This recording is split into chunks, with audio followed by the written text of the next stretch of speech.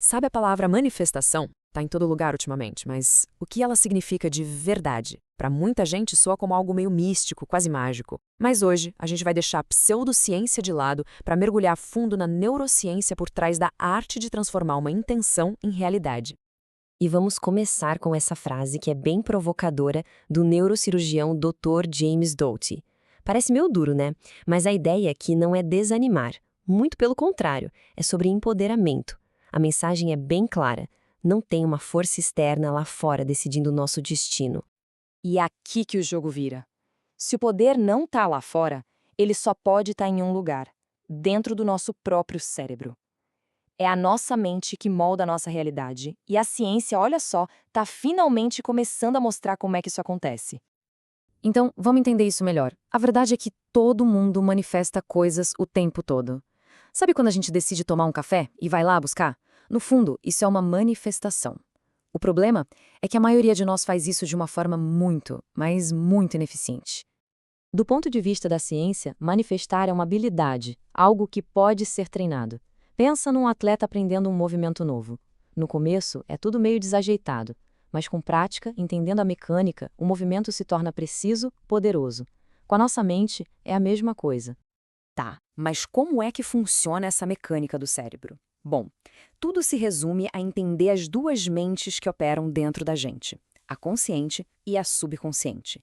Elas têm papéis bem diferentes, e é nessa dança entre as duas que a mágica, ou melhor, a ciência, acontece. Agora, se prepara para esse número. A cada segundo, os nossos sentidos são bombardeados com cerca de 10 milhões de bits de informação. É uma quantidade de dados, assim, avassaladora. E desses 10 milhões de bits, quantos a gente processa conscientemente? Só 50. É isso mesmo, 50. Todo o resto é filtrado e processado pelo nosso subconsciente, que é super poderoso.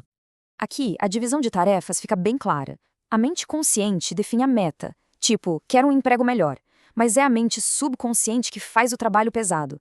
O Dr. Dot descreve o subconsciente como um cão farejador incansável que, quando recebe uma instrução clara e com emoção, começa a farejar oportunidades que a mente consciente jamais notaria sozinha.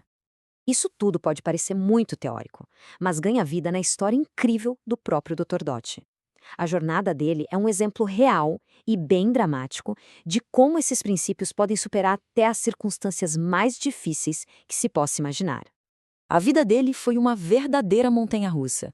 Ele veio de uma infância de muita pobreza, com um pai alcoólatra, e aprendeu umas técnicas que o levaram a uma riqueza que a gente nem consegue imaginar.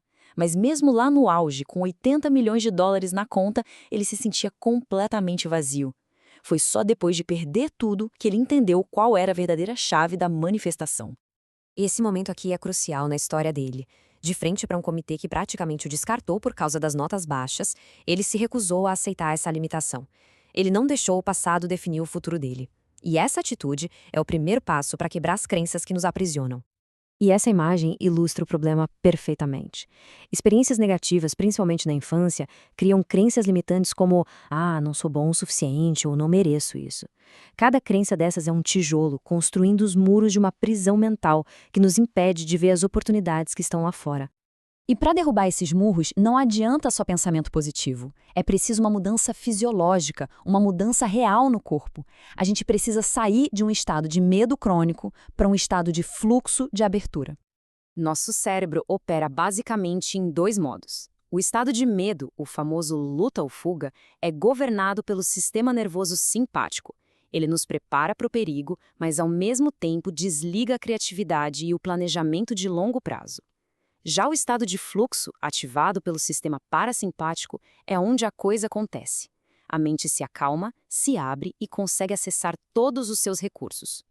E aqui está o ponto crucial, a grande lição que o Dr. Doherty aprendeu da maneira mais difícil. Os primeiros desejos dele, o carrão, a mansão, eram hedônicos, focados no ego. Trouxeram prazer, claro, mas não felicidade. A verdadeira abundância só veio quando ele mudou o foco para necessidades eudaimônicas: propósito, compaixão e servir aos outros. Certo. Agora que a gente já entendeu a ciência por trás, vamos para a parte prática. Como aplicar tudo isso? Existe um plano, sim, um guia passo a passo baseado nos ensinamentos do Dr. Dot. Mãos à obra. O processo é o seguinte: primeiro, relaxar para sair do modo de medo. Segundo, definir a intenção com clareza e, isso é fundamental, com emoção. O cérebro responde à emoção.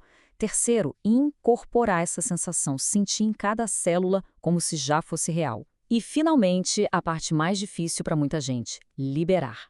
Confiar no processo sem ficar obcecado com o resultado. Para cultivar o estado mental certo, o Dr. Dott sugere uma prática diária bem simples, focada nesses princípios. A ideia não é ficar pedindo coisas, mas é tornar o tipo de pessoa para quem as coisas fluem naturalmente. Compaixão, gratidão, perdão, isso de fato muda a nossa fisiologia e abre a mente para novas possibilidades. A gente sabe que a ideia de mudar a vida toda de uma vez pode ser paralisante, né? Por isso, a chave é começar pequeno. Escolher algo simples, quase insignificante, que possa ser alcançado hoje. O objetivo não é a coisa em si, mas provar para si que o processo funciona. Cada pequena vitória vai construindo a crença que a gente precisa para conquistas maiores. E assim, a gente termina com uma reflexão. Deixando as grandes ambições de lado só por um momento, qual é a menor coisa que pode ser feita hoje para começar a construir essa confiança interna? A resposta pode ser, quem sabe, o primeiro passo de uma jornada transformadora.